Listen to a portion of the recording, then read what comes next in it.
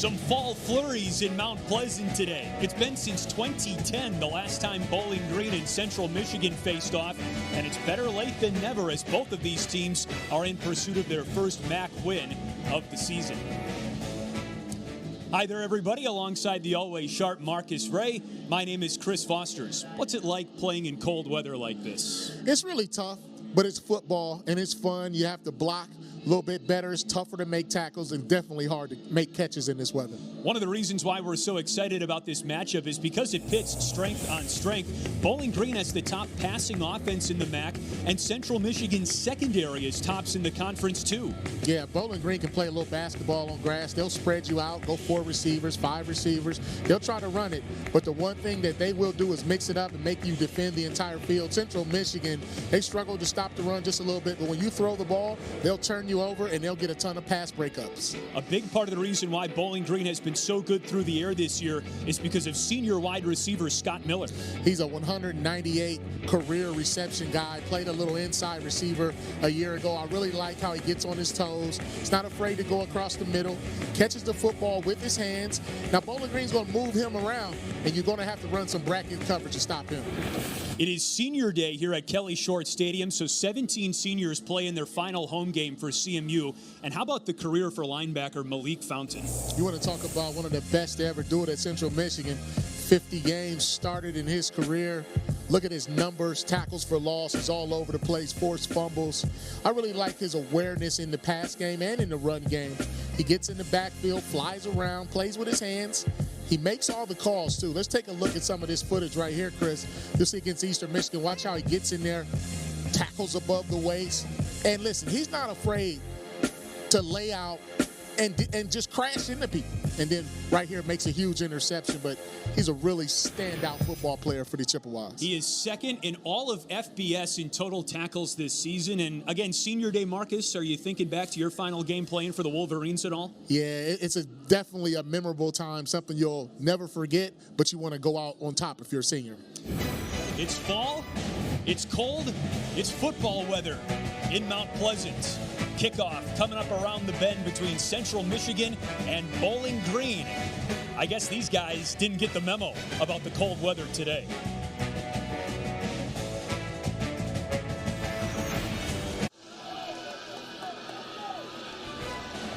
Well, forget about a white Christmas. We could be in for a white Thanksgiving if this weather trend continues for the next couple of weeks. It's 35 degrees in Mount Pleasant. It feels like it's 29. It is chilly out as we get set for kickoff between Bowling Green and Central Michigan. Again, the first time these two teams have played since 2010. There is Carl Pelini. He was the defensive coordinator when the season began. Mike Jinks, the head coach, back in the summer when the weather was warmer, was fired on October 14th. Carl Pelini is now coaching in his third game as the interim head coach. There is John Bonamigo with 2 games left on the schedule for Central Michigan. They are trying to avoid becoming the first team in Central Michigan program history to win just 1 game. It's never happened in the history of Central Michigan football. You just saw Kobe Lewis back deep to receive for CMU, one of the best kick returners in the MAC. And this is Nate Needham ready to get us started. Lewis is third in the conference in return yards per kick. That was a botched handle. And he's able to dig his way out across the 15 to the 20. Look out, there goes Kobe Lewis. He made something out of nothing on that return. Well, that's the way you want to start the game. If you're Central Michigan, making something out of nothing, something they're going to have to do today. That's a great effort. Picked up some good blocking. See, mishandled the football. You asked in the open, partner, what's it like playing in this weather? And it's just tough to handle the ball. You'll see a lot of turnovers, maybe just across the nation, just with ball security. But look at the individual effort making people miss. It's good field position. There is Austin Hergott as he becomes the third Central Michigan quarterback to start in a game this season. It's his first career start.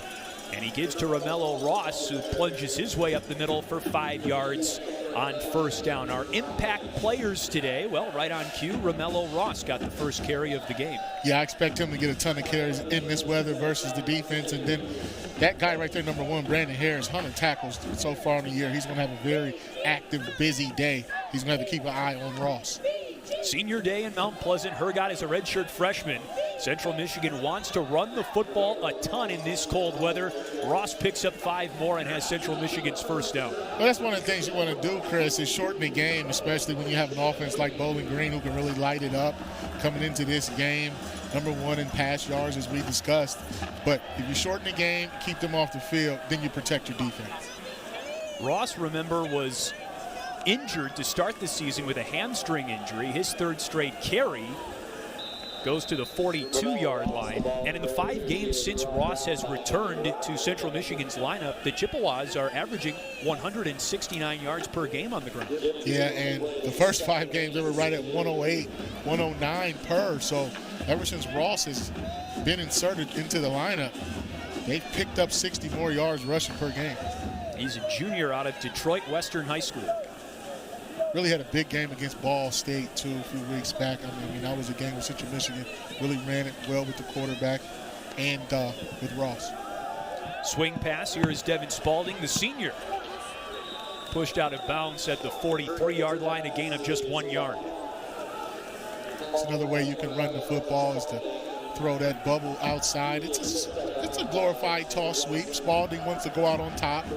You know, he's a guy played a little running back in his career, almost 1,500 total yards rushing and 13 touchdowns. So he's a very productive, versatile kid as well.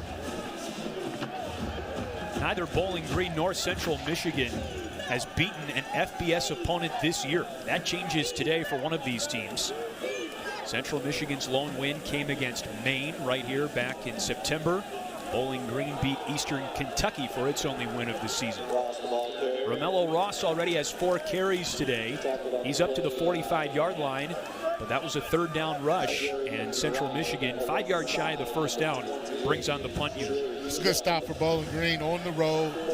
It's very apparent that Central Michigan wants to win this game and get physical at the line of scrimmage. And, you know, after that return, you don't want to force anything and make any mistakes to get your defense in a bad situation. But that's a good start for field position.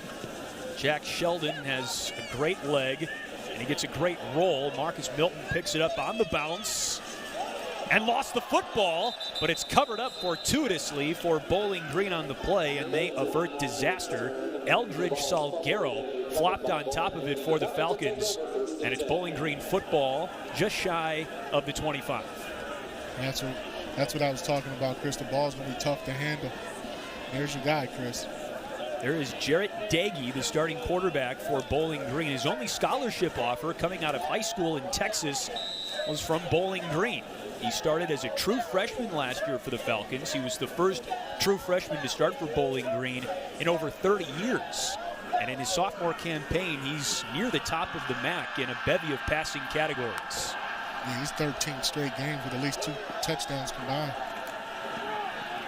First down run goes to Rico Fry, and he's bottled up just shy of the 25. Give him a yard and a half, and it's 2nd down. Our impact players on this side of the football today feature Lorenzo Taborn, the left tackle, on your screen right there for Bowling Green, and Mike Dana, the guy who he will be blocking today. This is going to be a great matchup. Yeah, and I think it's going to be a great matchup in run and pass. So you see those 2 guys matched up. Whenever you pass the ball, your left tackle is very important, especially with a right-hand quarterback. Dana is the MAC leader in sacks this year.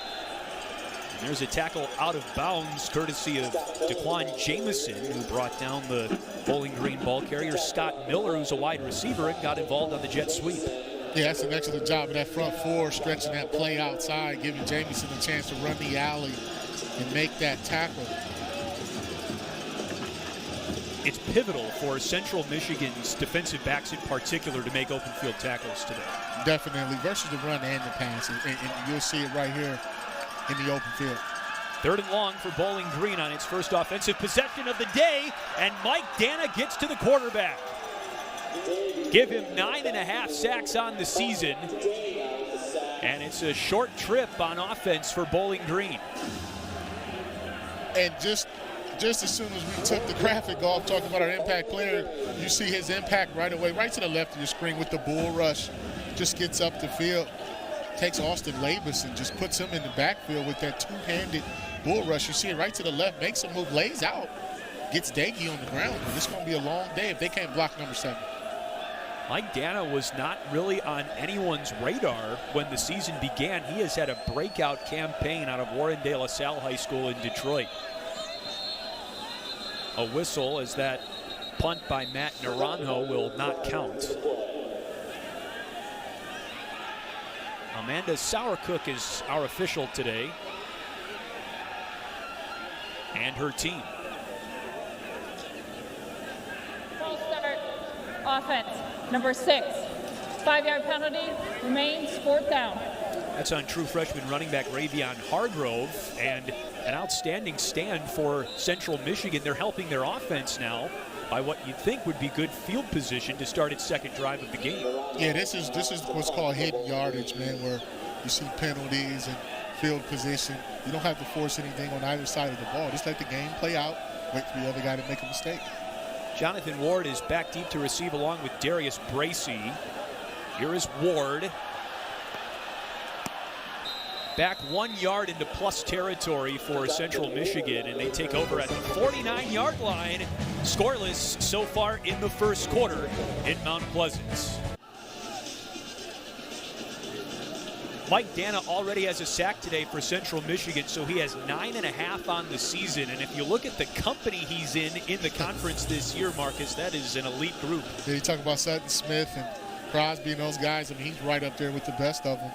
You can see the athleticism. I really think at the next level, he'll get a chance to at least get in camp and try to see if he can play a little 3-4 stand-up backer, but he definitely can put his hand on the ground. He's just a junior for Central Michigan as they possess the football for the second time today.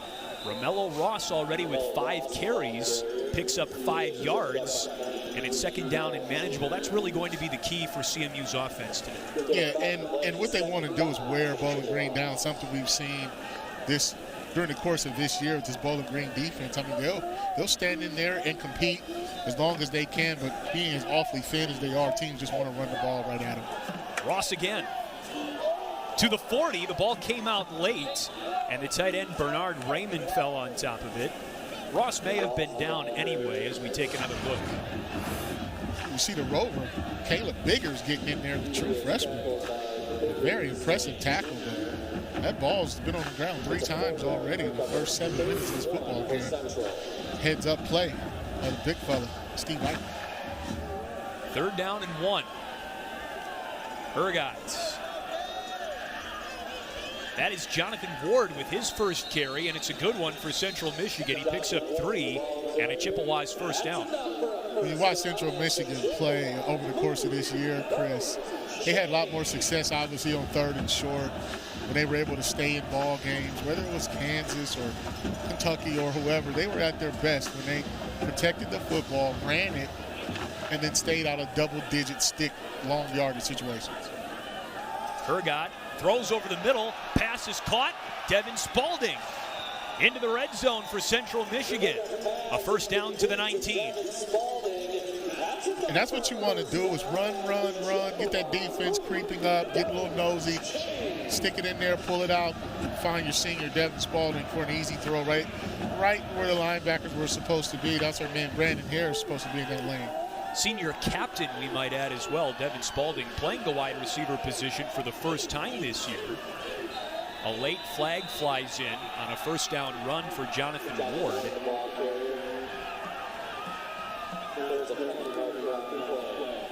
This is our second penalty of the game. Personal foul, hands to the face, defense, number 93. Half the distance to the goal, automatic first down. That's the defensive tackle, Kyle Jr. Let's take a look at the play-action play previously. It's a good job of getting that ball in tight quarters. That was almost a turnover. But that's what you want. The timing of that play is the reason why it worked. Deception right at the line of scrimmage. The offensive line really sold it. And he put the ball right on the money. And suddenly it's 1st and goal for Central Michigan. Ward with a huge hole up the middle. And it's a CMU touchdown.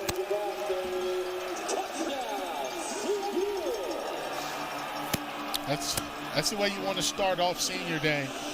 Ward is a name we haven't called much this season, but he's had a great career his first 2 years. We'll take a look, though, right up the gut with the tight shot here. Typical inside zone play with the lead blocker coming from left side. Wiskowski did the kick-out block from his H-back, fullback position, and Ward did the rest right up the middle. Great job by that interior offensive line. Ryan Tice's point after attempt is good, and it's the penultimate game of the season for Central Michigan. That was Jonathan Ward's first touchdown. Who'd have thought after a 1,000-yard campaign as a sophomore a season ago? But better late than never. He's got Central Michigan out to a 7. Jonathan Ward's warmed up, and in this cold weather, you got to stay warm. His touchdown run gives Central Michigan a touchdown lead in the first quarter. Yeah, watch it from a reverse angle with the inside blocking. Wiskowski comes from the other side of the field and just split the run lane right at the right guard position. With Kimbrough and the boys double teaming up front. Easy run for number 5. Jonathan Ward's a pretty good football player. You saw the return he had on the punt. Now he looks like he's a little more healthy. Should get some touches, and with he and Romello Ross, that's a good 1-2 punch to have. You look ahead to next season as Cade Keon kicks this one away for Central Michigan. And if Ward gets a couple of good games under his belt to wrap up this season, maybe he's got some momentum going into his senior campaign next year. Pretty good return for Bowling Green out to the 30-yard line. R.B. Marlowe on the take back, and Bowling Green's offense was held to a 3-and-out. Its first possession of the game. They look for a lot more than that, now down 7-0. See Marlowe running off the field. He's a slot receiver, having a good year so far. I think he got Charlie horsed. Yeah, especially in this weather, man. You really have to warm up, stay warm. And you stand around too long and get out there and try to return the kick, you might cramp up a little bit. Now this is Grant Loy at the signals for Bowling Green. Jared Dagey is on the field but as a wide receiver, and that is Andrew Clare's first carry of the game. He gets 4 out to the 34-yard line, and for all the talk about Central Michigan's running backs, Andrew Clare has missed the most of Bowling Green's last 2 games because of injury, and they are thrilled to have him back. Definitely. I mean, he can run it inside and outside at 5'10", 200 young fella out of St. Louis. See Grant Lloyd mixing it up, getting some snaps, and it's just a different look to try to confuse the defense. Loy is more of a run-oriented quarterback than Dagey, as you see right there, but that play was sniffed out by, guess who, Malik Fountain.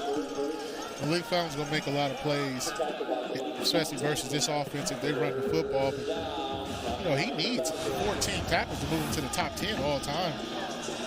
At CMU, but you saw how he actually held his post.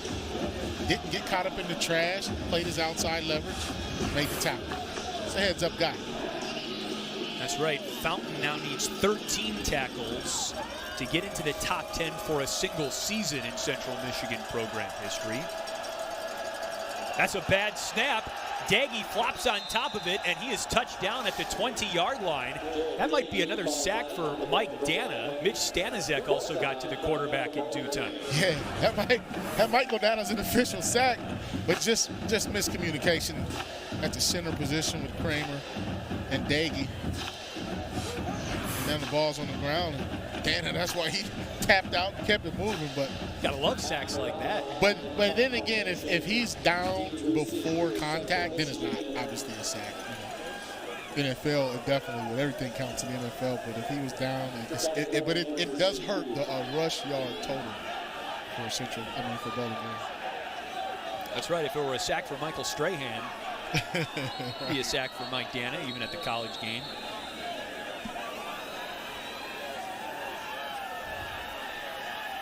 Another flag on a Bowling Green punt. Delay of game. Offense. 5-yard penalty. Remains 4th down. Again, Marcus, offense is the strong suit for this Bowling Green team. They have not looked sharp today. No, they haven't, and it has a lot to do with Central Michigan's front 4. I mean, and they're taking the fight right to Bowling Green. They're a finesse offense, too, and it's really tough for a finesse team to fight physically. That punt from Naranjo checks back up and is touched down by Bryson Denley. Central Michigan not only is winning this game, they're winning the field position battle as well. They take over from the 41 when we return.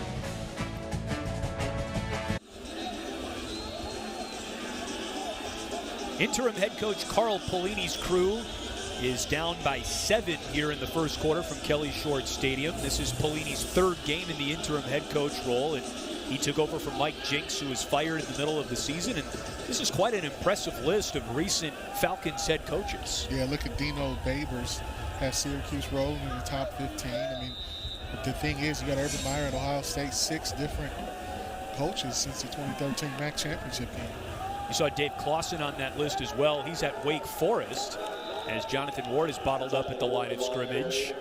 Strong tackle on the play by Jonah Harper, the 5th-year senior from South Euclid, Ohio. See Big 50 getting in the action. That's the thing. You got to get rough in this weather. I mean, this defense has been much maligned on the ground, but the score is still very much intact at 7-0. If they can force Central Michigan to throw the ball, they'll have a chance. 2nd and 11. Here's Ross. Time he was tackled promptly by Colby Coleman, the inside linebacker, and it's 3rd and long after a gain of a little over 3 yards. Yeah, that's on Coleman. Came from his Mike linebacker position, read his keys, got downhill in a hurry. He was unblocked. That's the one thing you have to do in this defense is tackle. In this weather too, Chris. Sustain blocks and get off blocks and make tackles. Spalding is in the slot. And Hergott throws toward the boundary, looking for Spalding, but it's out of play, 4th down. Bowling Green got a lot of penetration right at the line of scrimmage. They timed up the cadence and snap count. I think Hergott saw a little bit of pressure. He had to fake it and didn't throw it. Threw it high and outside, got rid of it. Jerry McBride, free safety, coming down playing good coverage. Even if he would have caught the ball, I think McBride would have had him short of the 1st down. Jack Sheldon on for the punt.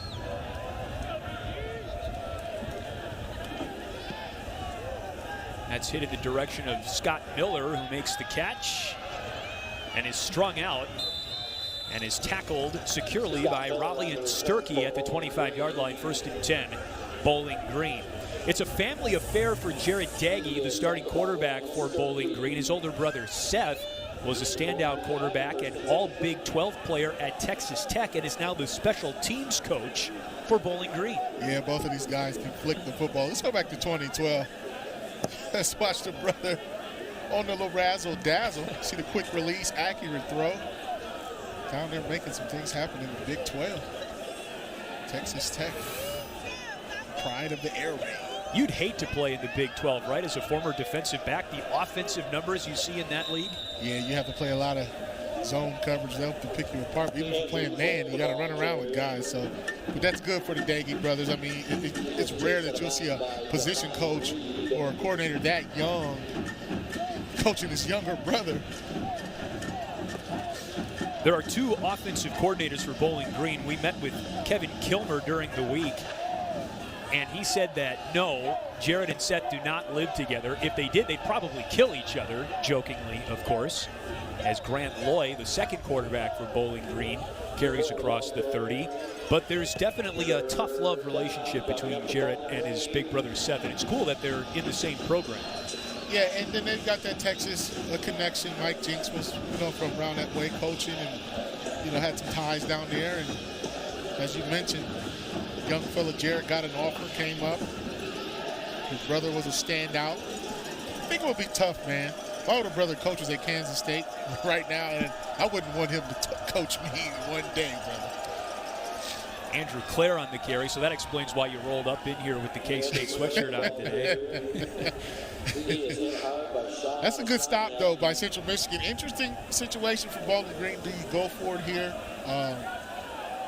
Looks like they're going to punt it away. It's just not far enough out. You're talking about the 35, 34-yard line, especially now we're getting a little light drizzle with this snow. Let's go ahead and play defense, punt the ball, play field position. And here in the mid-Michigan area, a lot of the snow has already started to accumulate, which is surprising because the ground hasn't even frozen yet. But look at this.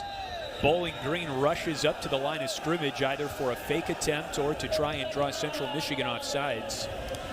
Timeout of the half. And it is Bowling Green who calls that timeout.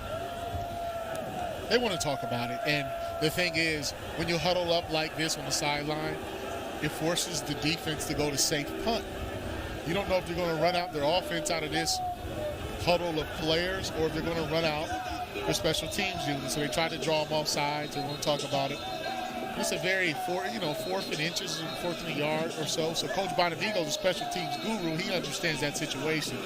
He'll have his unit ready for return or for defense.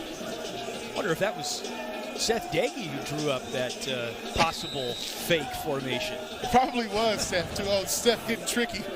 Let's watch it. Try to catch the guys off guard and go right to an offensive formation. Double wing, double tight set. Try to draw them off sides. If they don't, you call timeout.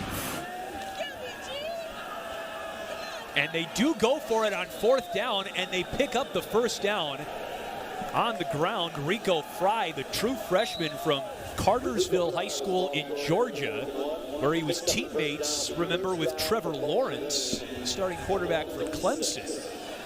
And Bowling Green hangs on to the football. Tricky call. I like it. Just playing a little chess.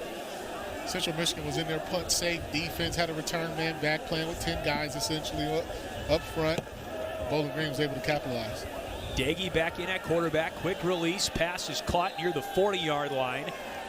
That's Scott Miller, the senior from Barrington, Illinois, one of the best wideouts in program history and one of the best in the nation this year. That's his first catch of the game, a short one, good for 3 yards. Yeah, that's the guy that they've got to get going, even in this weather.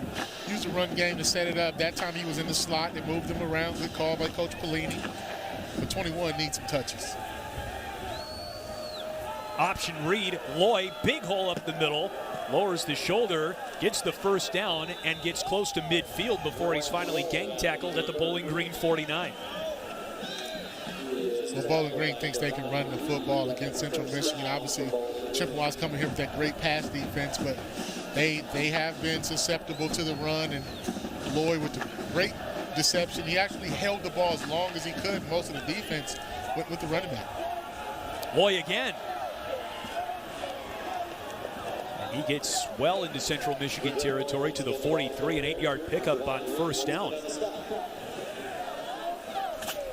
If it ain't broke, don't fix it. Here we go. Look at the play action. Not even play action, just a zone read off the jet sweep. If you're a linebacker, if you're Fountain and you're reading that, it's a tough read, and you don't want to guess wrong, so you have to play assignment football. And if they make the right call, then they just have you for 8 yards. Final seconds of the first quarter. Loy again has another Bowling Green first down to the 38 as he picks up 5 more. Loy has thrown just 10 passes all season, so when he's in the game, he really serves as a designated runner. And he's a big guy, too. You're talking 6'5", 230. He can lean forward. But the play calling is what's allowing him to get his yards in that offensive line. End of the first quarter, it's been a fun one. Bowling Green finding its footing on offense for the first time. Central Michigan has found pay dirt first on senior day at Kelly Shorts Stadium. It's a 7-0 lead for the Chippewas. End of one.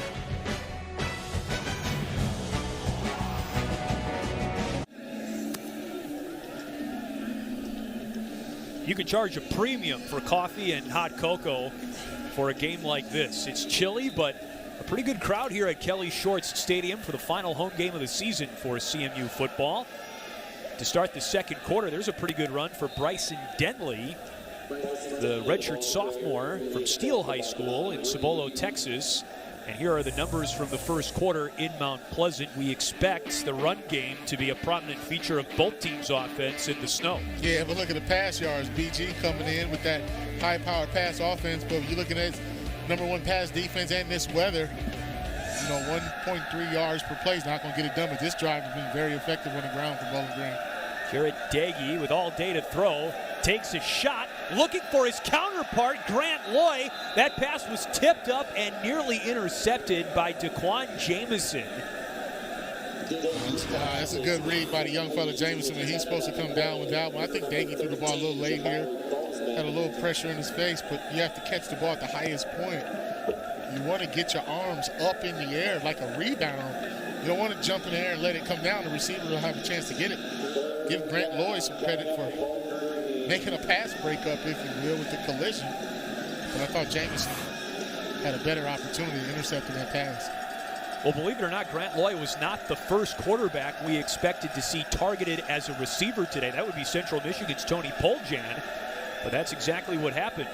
On third down, that's Jordan Wayne Prather, the junior from Paducah, Kentucky, with a good run after the catch. And it's a 1st and 10 for Bowling Green as they have the ball right near the Central Michigan red zone at the 24. It was an easy throw and catch off the play action, and Central Michigan brought a little pressure. He had a one-on-one matchup in the slot for a quick 5-yard out on 3rd and 3 that favors the offense. You just saw Jared Daggy as a wideout in that offensive formation, and that is Sean Adesanya, the Illinois transfer, who blows up Rico Fry in the backfield. A loss of 6, and it's 2nd down and 16. It's a big play. Injury timeout on the field. Marcus Robbie Stewart is down, the defensive lineman for CMU. We'll see if we can find it. Watch number 2 coming off the edge, unblocked. It's just not a good read in the offensive backfield. Anytime a defensive end is unblocked in that zone read or jet sweep, you have to pull the football.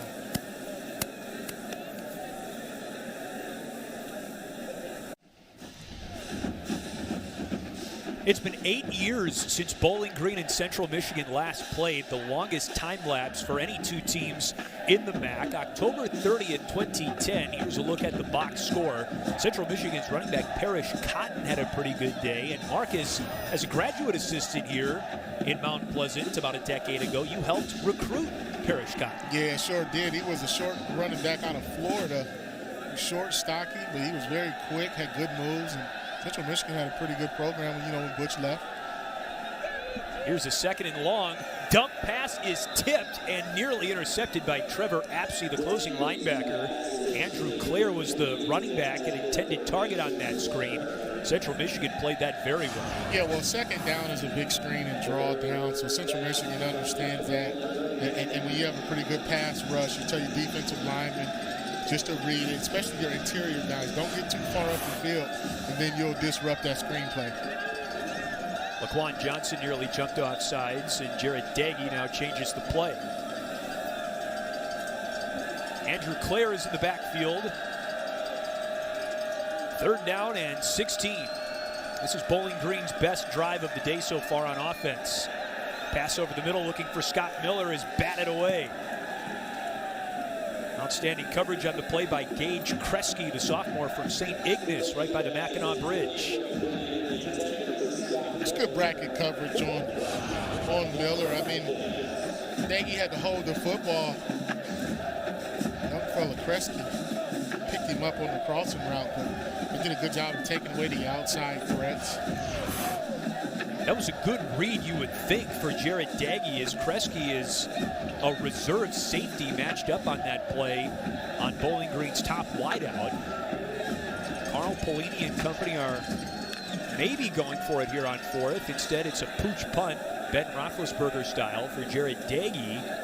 And a darn good one. It's down at the 1-yard line by Andrew Clare. Fantastic play call by Bowling Green. And it pins Central Michigan deep in its own territory. Wow. When your brother's a special teams coordinator, they teach you a few tricks or two, but that's a good, Ruling on the field, good call with the pooch punt. Possessed at the 1-yard line. 1st down. Give Clare some credit. I mean, Miller got down there first, and then he really tried to protect the line, if you will. It's first guy's job. Clare was able to get possession of the ball and stop him. That was an outstanding 29-yard punt by the quarterback, Jared Daggy.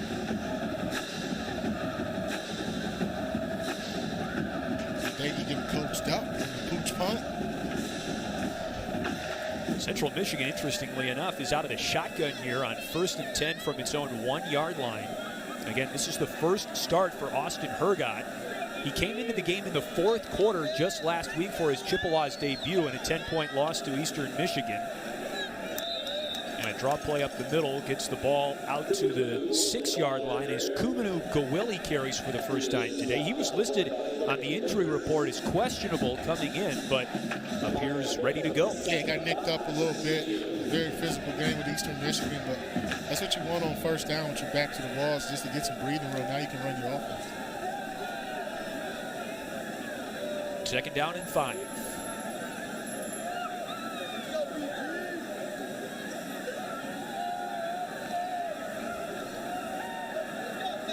On the ground again. Gawili gets to the 10-yard line and brings up 3rd down and 1 after a 4-yard gain. They're going to have to find a way to block Jonah Harper off that end. I mean, that's a good positive play on 2nd down, but he's really crashing down hard. Don't be surprised if Hergot pulls one of these every now and then just to keep the defensive ends honest. This is Harper's first start of the season. Bowling Green's defensive line has been decimated by injury this year, but they hold up there and stonewall Gawili, who's a load at 246 yards on 246 pounds on 3rd and 1, and it brings up 4th. You see Jonah Harper once again on the inside stunt move across the face. Big Nick Fulmer, the right tackle, and was able to get penetration. That's what you need versus that inside zone play. It's a good stop for Bowling Green. Marcus Milton is back deep to receive. He's wearing number 8 today, different from his customary 14. Well-struck kick by Jack Sheldon over Milton's head, and this rolls for a while down to the 30-yard line. It curls back towards the 31 before Trevor Apsey gets there. But that was a booming kick of right around 70 yards. 7-0 Central Michigan in the 2nd.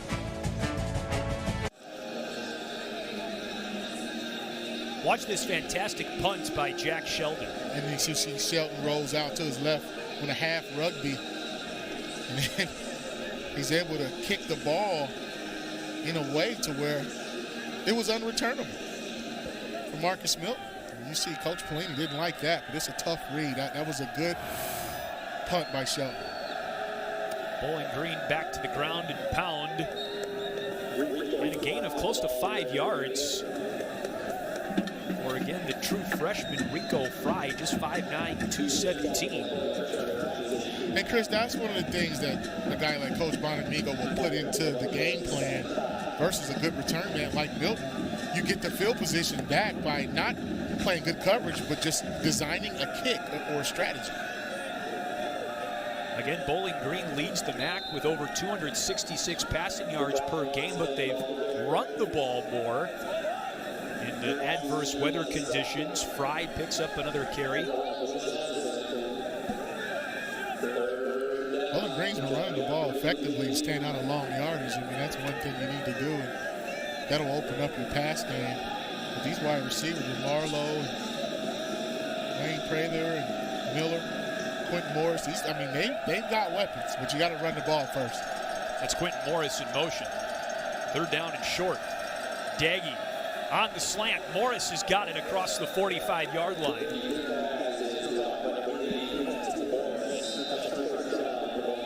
Tackle on the play by Troy Brown, product out of Flint Carmen Ainsworth High School. And it's a 1st down. Quentin Morris, he's a very capable guy, 35 receptions coming into this game. Had a breakout game against Eastern Kentucky, 8 catches, 93 yards, and 2 touchdowns. He's a sure-handed, big target kind of guy. Here comes a corner blitz. And the dump-off pass over the middle is incomplete. Malik Fountain was in coverage there, and he interfered with the receiver Justin Sawmiller.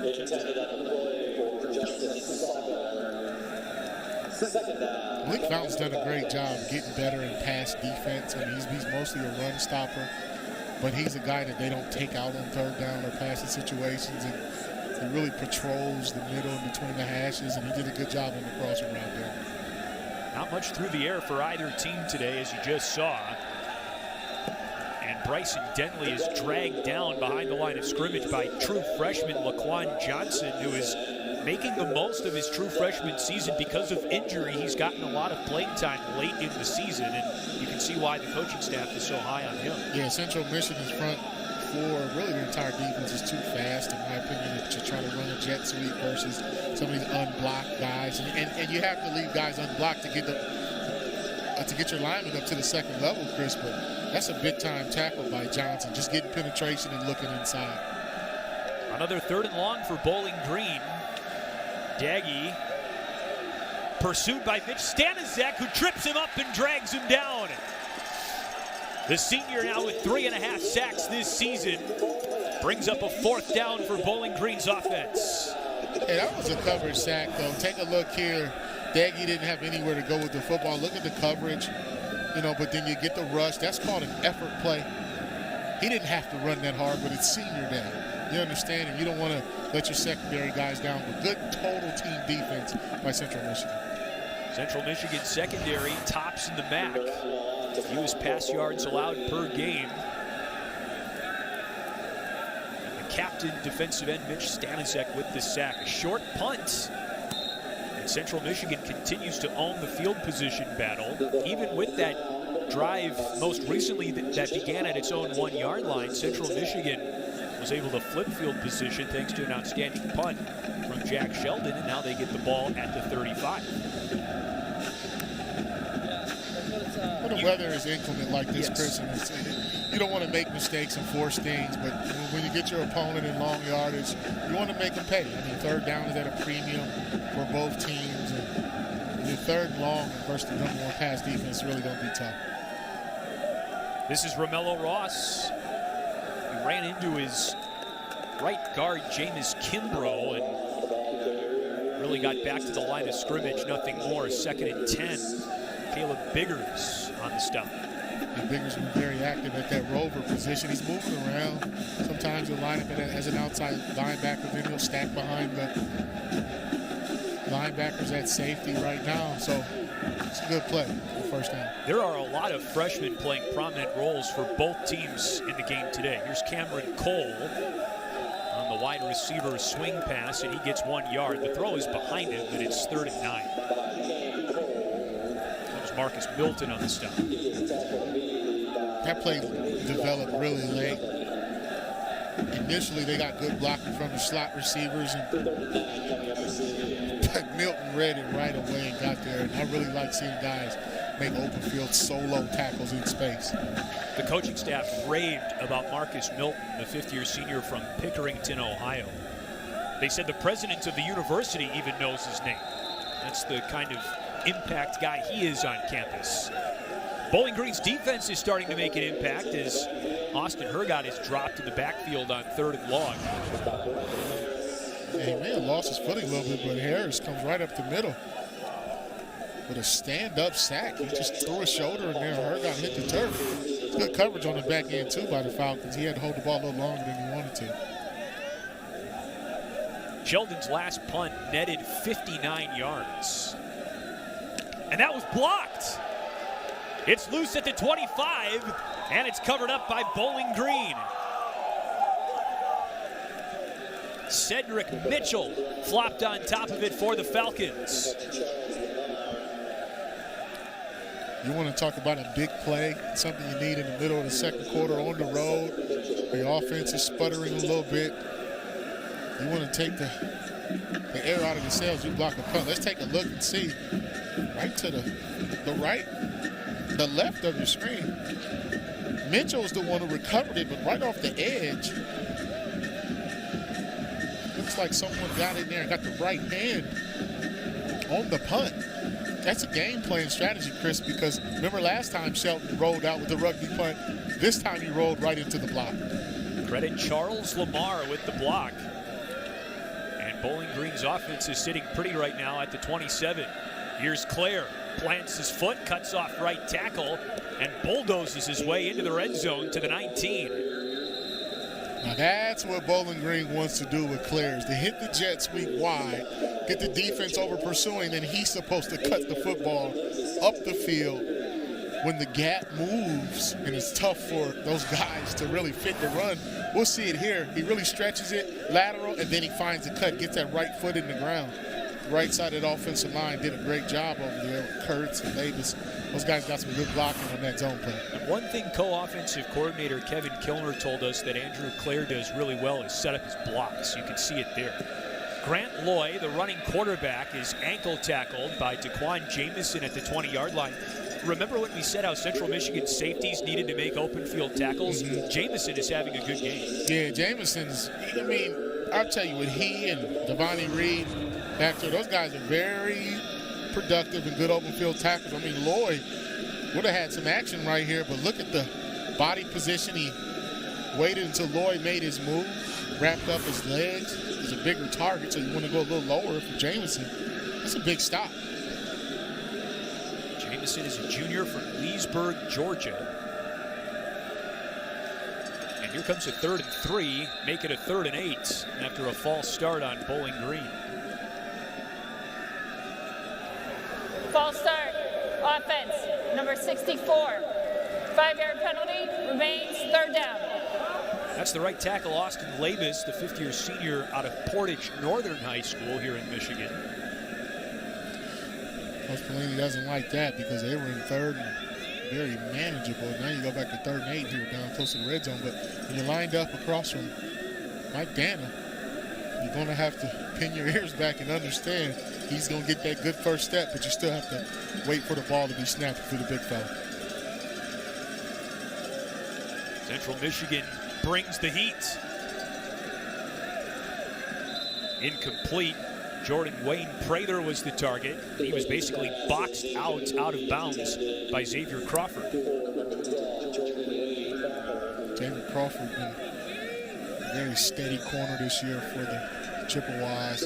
It's good man-to-man coverage on the sideline, bump and run. Ran him right out of bounds, and that's what you want to do. Daggy didn't have nowhere to go with the football. Well, the snow and the flurries have tapered off a little bit, so this is perfect timing for Nate Needham for his first field goal attempt of the game. He's only kicked 8 field goal attempts this season. He's made 5. It's a 42-yarder that is well short. It landed about 8 yards deep in the end zone, kicking into the wind, we might add. And Central Michigan's defense holds firm. Remember, Bowling Green got the football on a blocked punt at the 27-yard line, and they have no points to show for it.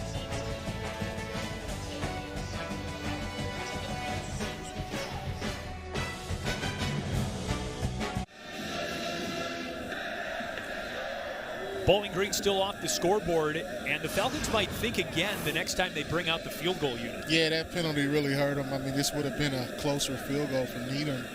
Looks like he didn't get his feet all the way in the turf, planning and didn't follow through. The ball was short and wide right. Kicking into the wind, too, in Central Michigan, who scored the game's only touchdown on its second drive of the game, a 49-yard touchdown drive. Goes back to work on the ground, and virtually no gain for Kobe Lewis, the product out of Americus, Georgia.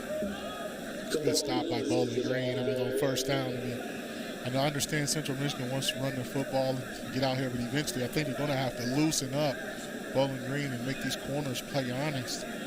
Throw a couple of deep balls at Montre Gregory, Clint Stevens. Draw play. Romello Ross spins to the 32, 3rd and short. And what Central's trying to do is shorten this game, play some clock. Yeah, they're not huddling, but they're not in a rush either. But what that does is gives Bowling Green a chance to recover after each play in between the snaps. Bowling Green has the worst rush defense in the MAC. They allow, on average, 321 yards per game on the ground. And injuries have played a big role in that. All 4 starters on the defensive line for Bowling Green during spring ball are no longer healthy. And that is a first down run for Kobe Lewis. And to their credit, I think they really manned up and accepted the challenge in this weather versus this Central Michigan offense that openly stated that they want to pound the football. So Central Michigan shortened the game, but with this quick strike offense, I think they need to go up by at least 10 points or so to at least separate themselves from the Falcons. Here's a flea flicker. Hergott airs it out for Spalding. Incomplete with Marcus Milton draped all over him.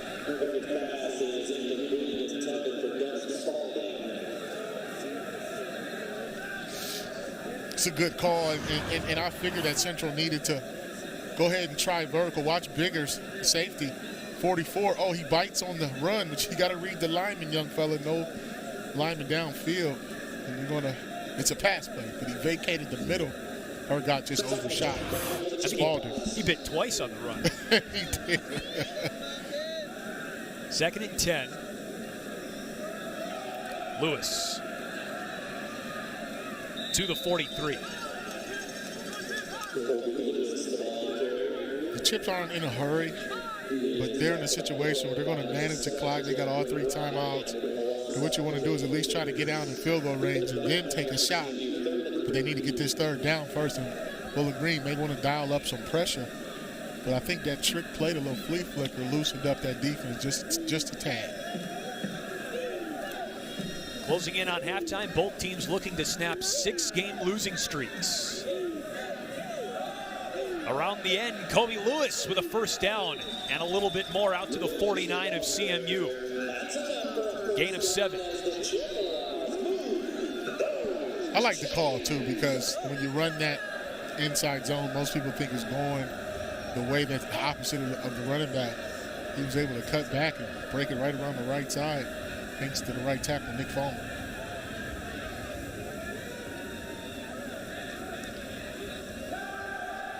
To the air, and the pass is complete into Bowling Green territory.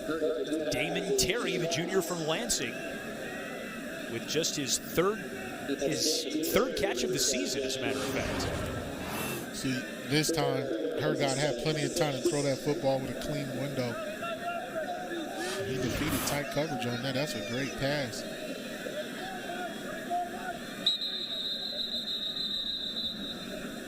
A whistle sounds. Please put 1 minute and 44 seconds on the game clock. It will begin on the snap. Okay. Remember, Austin Hergott, in his Central Michigan debut last week at the end of the Eastern Michigan loss, only threw the ball 5 times.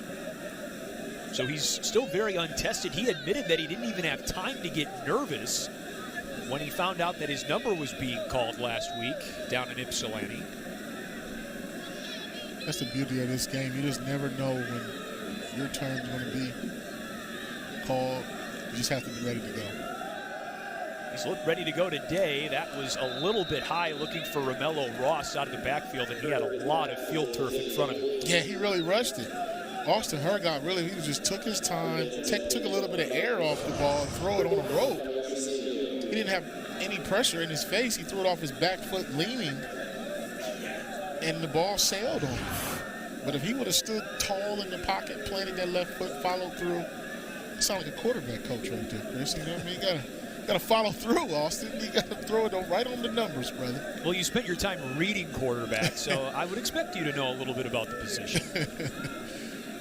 Here comes a blitz. Quick release over the middle. Spalding has been Hergott's favorite target today, but he's brought down 2 yards shy of the first at the 44.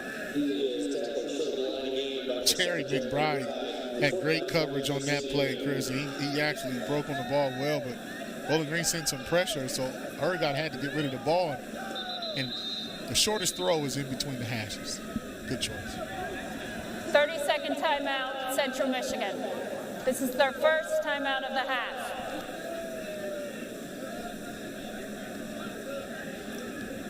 Well, Bowling Green interim head coach Carl Polini was an English literature major, as a matter of fact, at Youngstown State. This is his favorite book, Trinity, by Leon Uris. This will be a full timeout. And this is an historical fiction novel that centers around the great Irish potato famine. And it's a book that Coach Polini has used for inspiration this year in what's been a trying year in a lot of ways for the Bowling Green program. But the message that Coach Polini took from this book is that you can survive anything if you survive together. And that's one of the things this program has had to do, especially in the last month of football is survive and stay together. It's not going to be easy, but it's easier when you do it together. So I think that's a great choice of literature. Makes me want to read it. It's on my list too.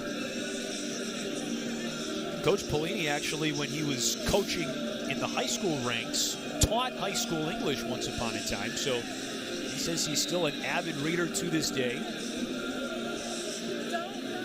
And he also told us, quite frankly, that he would love to have the interim label removed at the end of the season and take over this Bowling Green program. Romello Ross out of the timeout on 4th down. Picks up a 1st down for Central Michigan. And they keep the sticks moving with a minute and change before halftime. Well, that's one of the things Lloyd Carr was able to do when I played at Michigan, was come up with literature and things that inspire the team. We talk about hardship, faith, and survival. I think it's good for kids this age. Over the middle, that pass is incomplete. Fine coverage by the linebacker, Brandon Harris. And it stops the clock, 2nd down and 10. It's good coverage. I'm not mad at the call because it stops the clock. And you're almost better off having an incomplete pass right there instead of having to use another timeout for a 1-yard gain. I think Central really needs to work the sidelines, but what Bowling Green's doing, they're playing that press 4 coverage where the corners are man-to-man and then the 2 safeties really zone off everything else and the linebackers underneath, so they're taking away the sideline.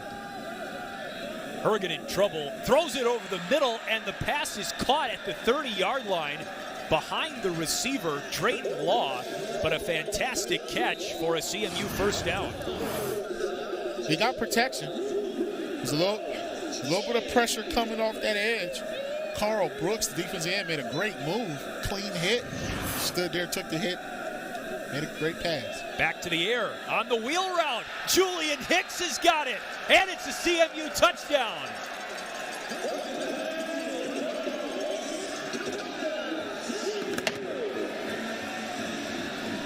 You want to talk about a good throw and catch over great coverage?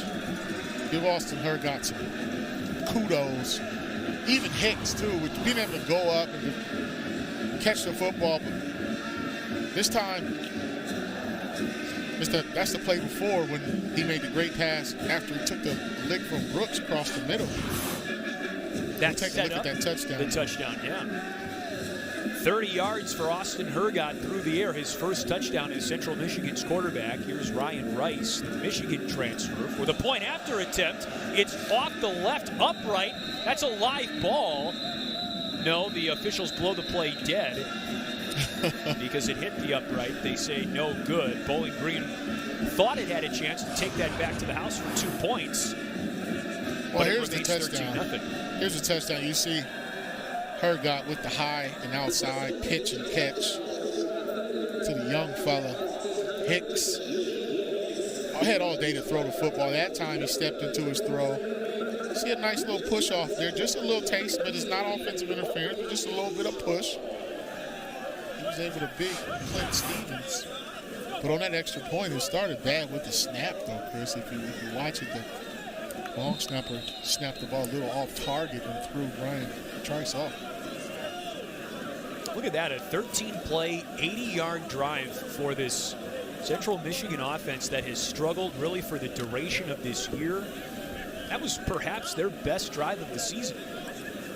I wouldn't argue that, though, Chris. I mean, you talk about, especially with the situation they were given. I mean, time wasn't necessarily on their side. It made some critical 3rd down conversions. And Hergot saw his last 2 completions were very, very impressive.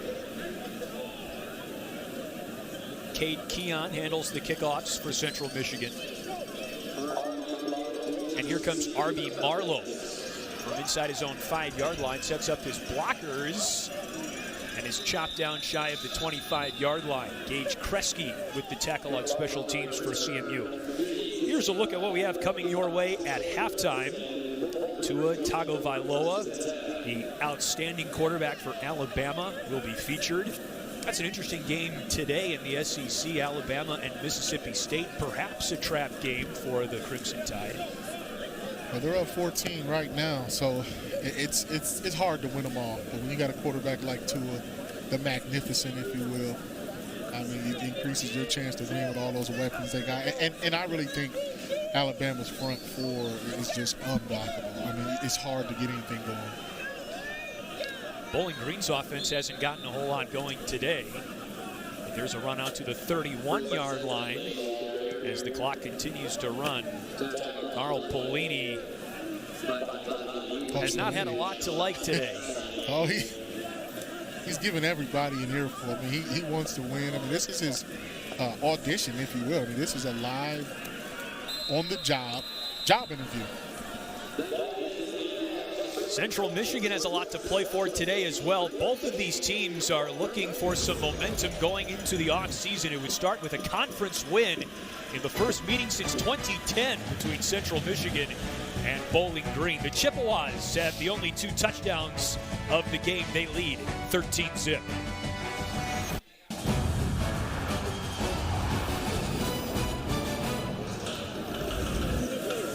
Welcome back.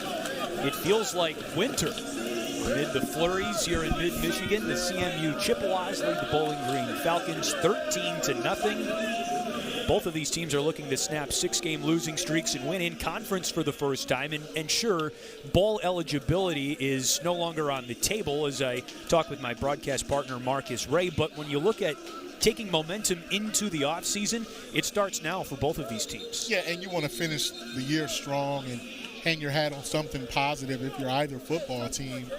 I mean, you still have a couple of games left. Bowling Green's going to be interviewing for new coaches, so you have to understand that there's a lot to play for. You got a lot of kids coming back. Coach Bonamigo's trying to avoid being the first team ever in Central Michigan history to only finish with 1 win. So there's a lot to play for. Now look at this. This is the story of the game in a lot of ways so far, at least for Bowling Green. They lead the MAC in yards per game through the air, and they've thrown the ball for just 16 yards today. That's astonishing. Yeah, and they haven't had the ball long enough to really get a drive going to get those pass yards up. Central Michigan's dominated the line of scrimmage in the passing situations. And the Bowling Green was able to run the ball a little bit with Grant Lloyd, trying to get some things going. So we'll see in the second half if they can find a way to get the ball in the air so they can score some points. Bryson Dentley is back deep to receive for Bowling Green. How does this offense look after a very sluggish first half? Aiden Keon's kick is a dandy into the wind, and it backs up Dentley all the way to the top of the I in the end zone. And it's 1st and 10 from the 25 for Bowling Green. I think if you're Bowling Green and Coach Pelini, you have to decide which quarterback you're going to go with, Grant Lloyd or Daggy. But at the same time, both guys have been on the field at the same time. But I think it's more game planning. It's not really who's under center. It's what you do when they get out there. It is cold. It is hard to catch the football. But they can continue to block at the line of scrimmage and try to go vertical, try to beat some of these bracket coverages that they're seeing. Not much for Jared Daggy, who is tied for first in the conference with 23 passing touchdowns this year. On the slant, there is his team's leading receiver, Scott Miller. He lost the football at the end of the run, and it's Central Michigan ball.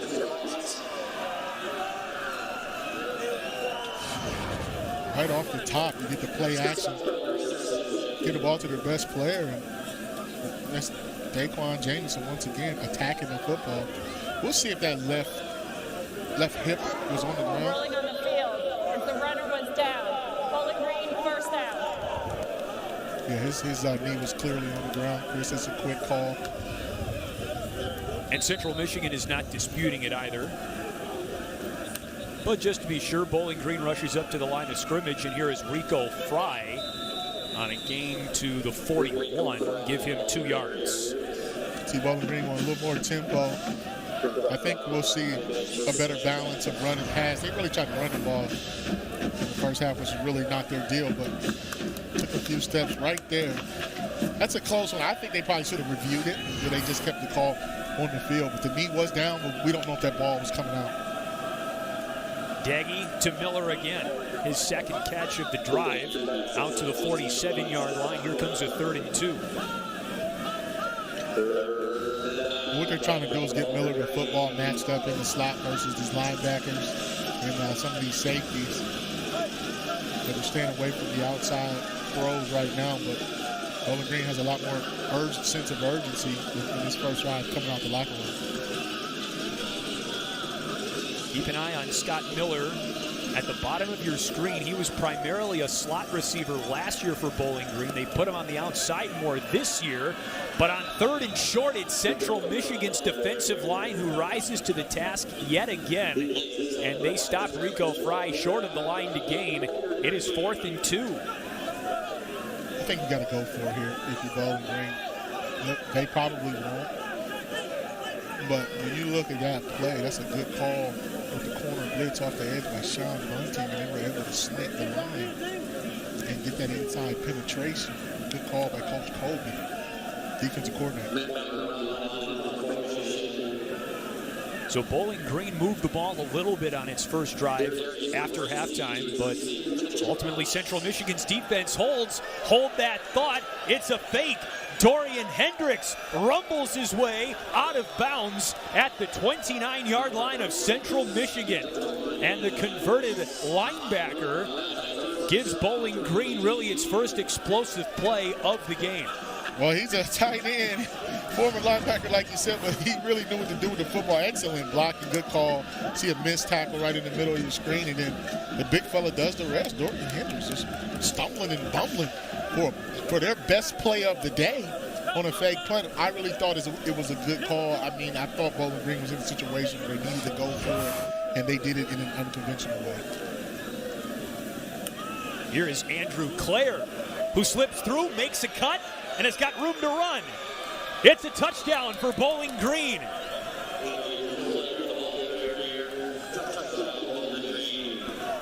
A lot of times, Chris, what you see is after a fake punt or something, the offense normally goes up top. Central Michigan was probably looking for it. They really gave up a big play here. It's just an inside zone play. But look at the blocking, though, by the right side of that offensive line, and he makes people miss. They're not going to catch Claire in that open field.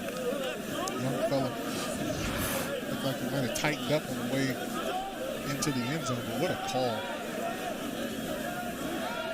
Needham's point after attempt is straight through and onto the snow-laden roof of the locker room complex. And it's a one-score game once again after Andrew Clare finds the end zone on the ground for the 5th time this season.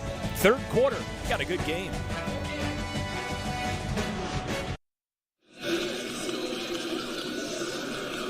Bowling Green is right back in this game after a touchdown on its first drive of the 3rd quarter.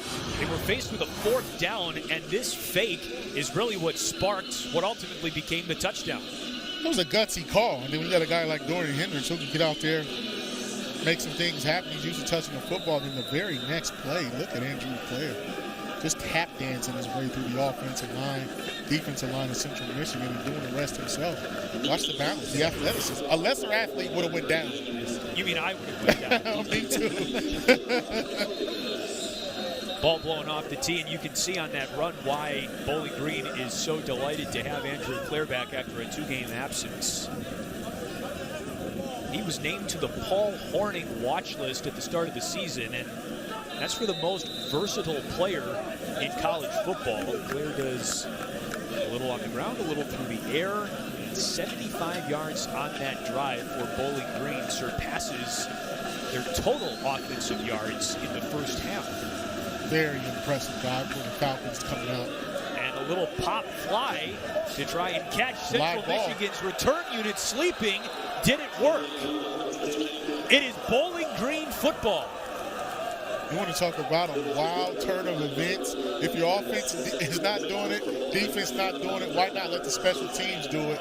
First a fake punt, now you get a surprise onside, which is called a sky kick, a Pepsi kick, if you will. Hits the ground first. Watch how he kicks it. No, he just kicked it high. He just kicked it high, right to the soft spot, the sweet spot in the return. Central Michigan's falling asleep on special teams. That's a big surprise for Coach Barneto's squad. Credit Cedric Mitchell for falling on top of another live ball. For Bowling Green on special teams, remember, he recovered the blocked punt in the first half. Bowling Green on the verge of pulling off a coup here. They have not allowed Central Michigan to touch the football in the second half. Enrico Fry picks up around 4 on a first down run.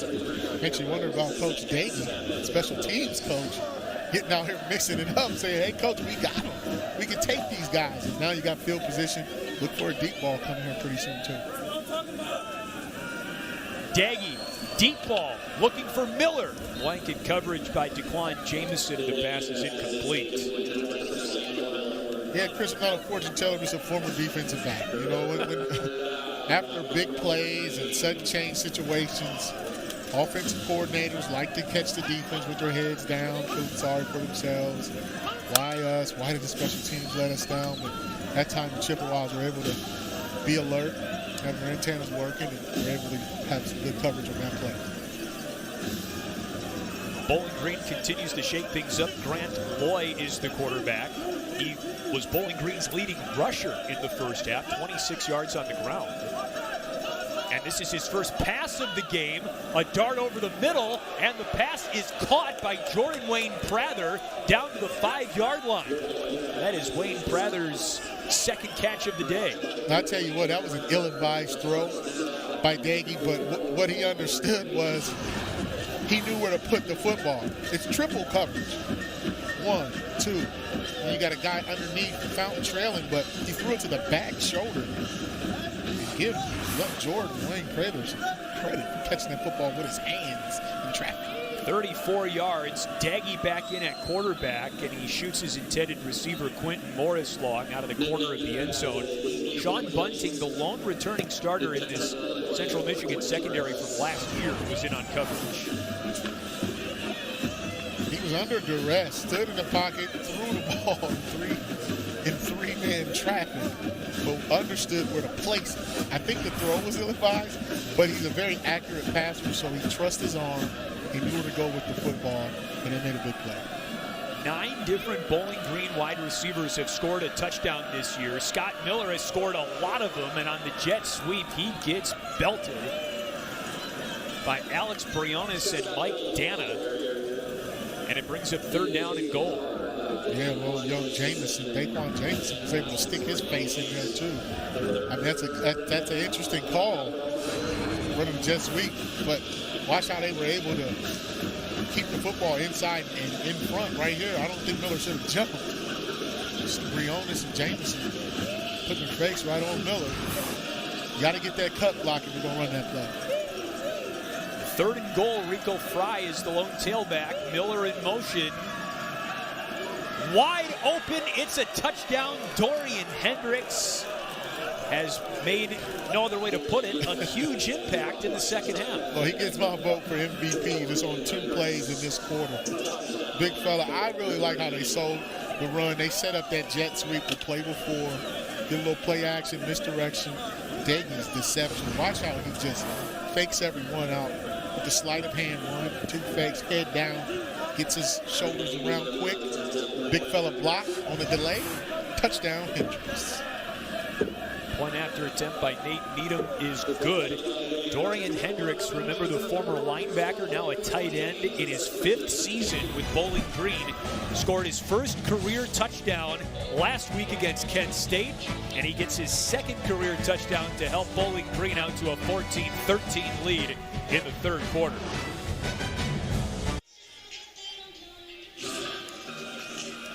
We are 4 minutes and 39 seconds into the 3rd quarter, and Bowling Green has scored 2 touchdowns to take the lead thanks to a series of key plays that all started with this fake punt on 4th down. Dorian Hendricks kept Bowling Green's opening drive alive out of the locker room at halftime. Bowling Green later scored, and on the ensuing kick, it was really an onside kick. They caught Central Michigan napping, got the ball right back, and then punched it in again on a receiving touchdown by the aforementioned Dorian Hendricks. And this is now the first time Central Michigan has the football in the second half. So Marcus, I'm stunned. It's not like Central Michigan has given the game back to Bowling Green. It's just been a deft stroke of aggression for Carl Pelini and the Falcons. Yeah, the Fighting Pellinis, they came out swinging, leaving it all on the table. It was a gutsy fourth down call on the fake punt. Look at the deception in the play calling on this touchdown pass by Daggy to Hendricks. You know, Hendricks is a big-time athlete, right? He showed his wheels in the open field. They trust him with his hands, obviously, on the fake punt. Then you reward the big fella by getting him a touchdown. Now, before you can blink, Bowling Green's got a 1-point lead. He's big time, that's for sure, 246 pounds. First play from scrimmage in the third quarter. And Romello Ross goes hurtling to the 37-yard line, a gain of 4. It would make you think, Chris, that all the work Central Michigan did in that first half, scratching and clawing, all went right out the window in the first 5 minutes of the third quarter. But that's why this game is a 4-quarter game. Coaches are going to make adjustments as you see the big fella making another play for Jonah Harper. But it's never over, and guys are going to make adjustments. Ross again is swallowed up by Jonah Harper. Again, a guy who's getting an opportunity right now because of all the injuries on the front line for Bowling Green defensively. He's had a fantastic game. Yeah, and you know what, so much for trying to run the ball and wear down this Bowling Green front. And they got some guys out there going. You see good Kyle Jr. and Carl Brooks was mixing it up. Now, understand, Coach Pelini is a defensive guy. That's his forte. So even as the interim coach, he still has a hand in what's going on defensively. Romello Ross wasn't looking for the screen. And again, credit to just the three-man front for Bowling Green. They were in the backfield very quickly and rushed that screen. And the shocking turn of events continues. Bowling Green's defense gets off the field right away, and now their offense can extend its lead. Yeah, and they took Central Michigan's best punch, I think, at the end of the half. And, you know, a few weeks ago, we saw Central Michigan in action against Ball State. They had a comfortable 2-score lead, came out, didn't show up in the second half. So that's something that Bowling Green's probably talking about, or at least talked about all week. Miller runs up to field the punt, and he's dragged down right at the 30-yard line. Rolian Sturkey with his second special teams tackle of the game. It'll be interesting to see what the Falcons come out with if they can keep this momentum rolling. In the first 6 minutes of this third quarter, it's been all Bowling Green. Here is, again, a big part of the reason why Bowling Green's passing attack has been so proficient this season. Jarrett Daggy leading the MAC in a couple of categories, as a matter of fact, and second in completion percentage. A true sophomore. He's still got a bright future. Oh, he's got a big-time future. He's got a live arm, too. He's not fleet of foot, but he's very accurate. Andrew Clare has found his wheels in the second half. He picks up 5 on first down. Already with a touchdown run in the ball game today, and now 117 yards of offense for Bowling Green in the quarter. Yeah, they're very explosive and capable, and they're never out of it. So when you look at the play call, and the game plan originally looked like they were going to try to run the football versus the Central Michigan defense that's, you know, been giving up some yards all year. Clare again. Shifty maneuver. And another. Out near midfield. I mean, who's this, Barry Sanders? I mean, this is Andrew Clare showing you exactly what they do down in St. Louis. The show me state. Watch this individual effort after the great blocking. The two-step here, a little quick two-step in the stiff. This young man is right now in a rhythm, especially after that long touchdown run. He's telling the coach right now, Coach P, give me the ball. I want the rock. I'm impressed that you ID'd Missouri as the show me state. You went to class at Michigan. You know it. Here's Jarrett Daggy. He runs this time. Again, not the primary running quarterback of the two that Bowling Green utilizes, but picks up about 3 yards to the 49-yard line of Central Michigan. Well, they're mixing things up offensively with inside run, spread, passes. Even if it doesn't work, they're forcing Central Michigan to defend the entire field on these down and distances. And as long as Bowling Green doesn't get in the 3rd and 15, then they feel like they have a shot to move the football against the Chips defense. big, gaping hole for Rico Fry. He lowers the shoulder and pushes Devonnie Reed to the 22. I really like the patience that Daggy had when he handed the football up. But watch the hole on the left side. You get the big kick-out block on the back side, like Caleb Wright, reserve right guard. He gets the pulling flat block, and then running back just does the rest. So, I mean, I really like the patience. I like the call, and they caught Central Michigan in a bad defense. Rico Fry out of Cartersville High School in Georgia, home of the Purple Hurricanes, rattles off a 27-yard run. Daggy throws a dart over the middle. Scott Miller's got it. And he's brought down inside the 10-yard line. Alex Briones on the tackle, and just like that, you snap your fingers, and Bowling Green's offense has got all the rhythm it couldn't find in the first half. Yeah, I think they needed to get into the half, regroup, make some adjustments, talk it over as a staff. This doesn't look like the same offense we saw an hour and a half ago when this game started, but at the same time, Daggy is in a rhythm. Miller is now a live target in the slot. Watch for the post corner here at the top of the screen. Going to the post corner. Just out of reach for Scott Miller. Now, you said you are a fortune teller or you're not? No, I'm not a fortune teller, but I just remember playing this game. That's a big-time red zone route for, football players and offenses on every level. Daggy that time overshot the target, but that's the matchup you want. You want Miller versus Jamison in the slot, especially when they play a ton of man on the outside with the cornerbacks. So that time when Bunting stayed on the outside receiver, it opened up the corner of the end zone. Now the right side of Bowling Green's line is loaded right now with Dorian Hendricks at 246, number 47, and 261-pound number 45, Brian Sanders on that side. They set up the screen, they go to Sanders, and he dropped a short touchdown. Jared Daggy got smoked in the backfield as well by Alex Briones, the Central Michigan linebacker. How did he drop this? Well, Daggy held onto it as long as he could, and that was a design play. He didn't catch the ball at the highest point. Didn't look it in. Back into the end zone. Lost his footing, but you got to have that if you're Bowling Green. But just a little quick side note, I used to tell Charles Woodson where the ball was going an awful lot, Chris. So you can tell that's why he had that 18-year Hall of Fame career. You've got the Heisman Trophy, too. Scott Miller is brought down on 3rd and goal at the 6. And Central Michigan catches a break on a drop touchdown by Brian Sanders. Now there is a flag on the play on the far side of the field away from where Scott Miller caught that pass. It is against Bowling Green. I'll tell you what, Central Michigan dodged one on that drop touchdown pass because, and that may be the turning point. If they can get a stop here, maybe try to force a field goal, missed field goal. Pass interference, offense, number 83. Penalties decline. 4th down. That's on Justin Sawmiller. How about the play call there? That was such a great play call. It just didn't work. Great play call. And then that's something that your game plan with that heavy run support. You see Malik Fountain trailing. He probably was in man-to-man. It's really tough to read your keys to stop run and still play somewhat in coverage.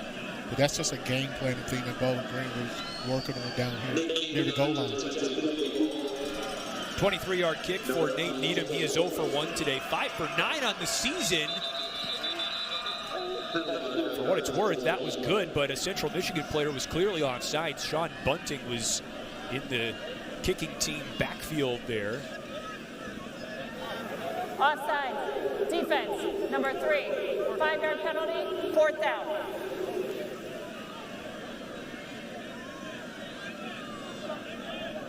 Correction, half the distance. Now, Bowling Green could have declined that penalty, right? But no, it looked like they stopped the play. Okay. The officials ran out there, blew the whistle right before he kicked it. I think he got too far before maybe even made contact with the wingback, Hendricks. Extra point distance now for Nate Needham, the redshirt sophomore from Chesterton, Indiana. And he drills it to extend Bowling Green's lead to 17-13. But if you're Central Michigan, you take a moral victory by only allowing 3 points on that drive. I agree, but look at Claire getting it done in depth. Not through the air, but by the ground. We'll see what happens when we come back, Chris.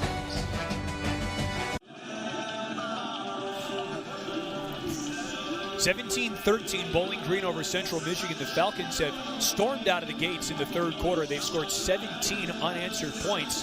Central Michigan has run 3 plays on offense since halftime, and they need to get their offense back into the rhythm it had in the first half. Yeah, they got to settle down, probably get Romello Moss going, and look at the total yards, Chris. 227 overall, but this quarter, 176, and we're talking about in 10 minutes of football. 2 drives. Bowling Green drank some of MJ's secret stuff. The 3 drives, that is. Kobe Lewis on a short kick from his 15. And now he breaks free to the sideline and is ushered out of bounds at the 40. 35-yard return for Kobe Lewis, who is 3rd in the conference in kick return yardage on average. That's a good spark for CMU's offense. Yeah, we'll see if that's going to get them fired up, because, I mean, they need something going, and especially you talk about that unit, the special teams unit. They have to make up for a couple of plays, so maybe that's one of them. Getting the ball on the 40 is a good start for Hergot. Hergot threw for 68 yards in the first half. He was 7 of 11. Certainly not a bad start for Hergot in his first at the college level. From Fort Thomas, Kentucky, he throws to his fullback, Hunter Buchkowski. Takes a big hit out of bounds by Colby Coleman, and that's a gain of just 2. The thing I like is Colby Coleman kept his eyes on his man with all the play faking in the backfield. Bowling Green was in man-to-man coverage, but he did not get caught up in the traffic. John Bonamigo has praised his group, in particular his senior class, for the way they've stuck together through a difficult season. Romello Ross loses back to the original line of scrimmage. -2 on the play, and he was finished off by Montre Gregory, the cornerback. I'm going to tell you, too, Big Kyle Jr., 93, he's in there scratching and clawing. Here is what Coach John Bonamigo said about the senior class. 17 of them playing in their final game at Kelly Short Stadium. This isn't the way you want to go out if you're a senior. Again, they've been to this class 3 straight bowl games. Not this year. That was an outstanding shoestring grab by Devin Spalding, one of the 17 seniors. And he picks up a first down for CMU to the 48 of Bowling Green. But there's still time for this senior class to go out the way they want to. Yeah, and I really like the part where he says continue to lead and encourage the young players. Because young players become old players, and you want to send the seniors out a certain way. You want your legacy to be intact, and Coach Bonamigo knows all about this program, played here, now the head coach, learned from some great ones. So he understands, and senior leadership is something that I think is lacking in all the college sports. You know, you get a lot of kids enter the draft, transfer to other schools, but if you can keep 17 guys together, especially by year 4, I think you're doing a fine job. Caleb Biggers was injured on the play for Bowling Green. He walked off under his own power. 1st and 10 for Central Michigan. This third quarter has gone by very fast, in part because Bowling Green has scarcely allowed Central Michigan to touch the football.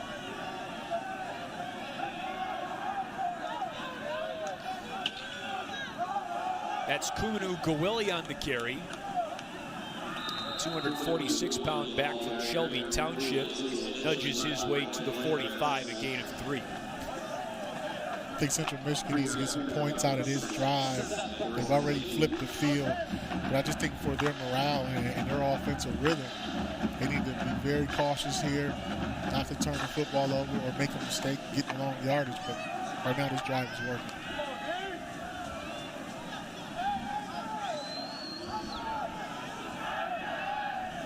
Neither team has beaten an FBS opponent this season. Gawili again with his 2nd straight carry, and he picks up 2 down to the 43. 3rd and 5 coming up for CMU. I wouldn't be surprised if Central Michigan ran the ball again here just to get closer to 4-down territory, because if you throw it and don't get it, then you're looking at a long 4th down. You can punt it, but look for some crossing routes here out of this tight double set. This is a man-to-man beating type formation. 2 safeties for Bowling Green. Hergot in trouble, flushed.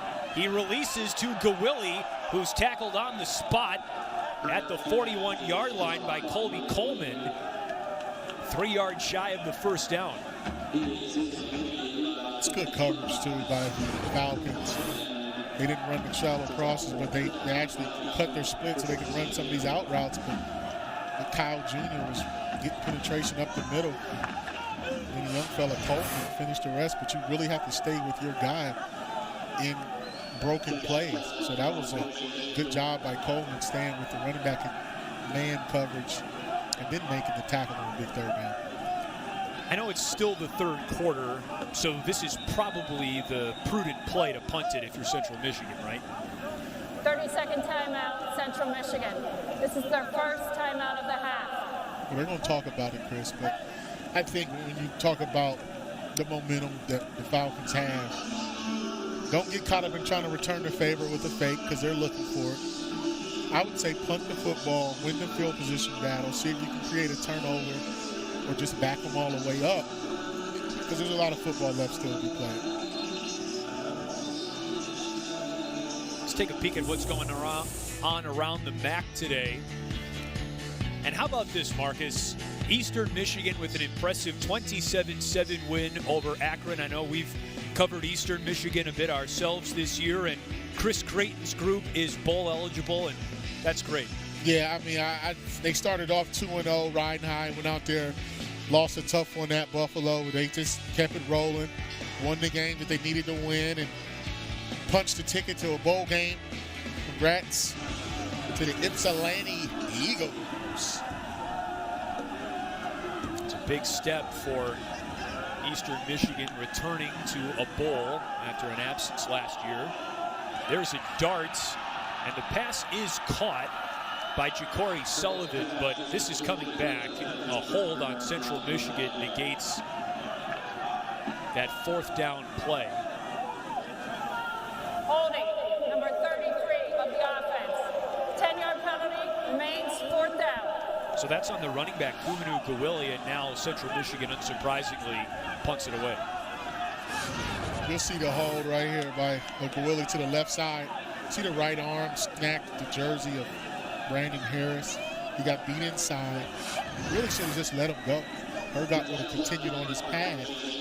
But you just have to understand the situation in the game. You can't hold on 4th down. They're going to call it. Give your quarterback a chance to make a play if you bust your assignment. Offensive coordinator Chris Ostrowski told us during the week that this is an offense that can afford to make 0 mistakes. It was a costly one. Marcus Milton takes a knee. Linebackers, but they're in a rhythm, and I mean, they're doing body punch, head, body. So you just don't really know if they're going to come out. Well, he fair caught the football, took that knee, Chris. If that ball would have kept rolling, it would have went inside the 10. Sure hands for Marcus Milton. And another shifty run. That was not Andrew Clare, however. That was Bryson Denley, the redshirt sophomore. And he's out to the 15-yard line, a gain of 3. I don't know if it's Marcus White, the running backs coach for the Falcons, but they've got some 2-step shifty backs that understand how to get out of bad situations and make something out of nothing. Just those quick jump cuts. And look at that. There's your boy Joe Deneen at Kansas leading the way, Chris. We saw him right here at Kelly Short Stadium the 2nd week of the season. What a great linebacker battle that was between now the 2 top tacklers in the country. See Malik Fountain sitting at number 2 right there in solo tackles.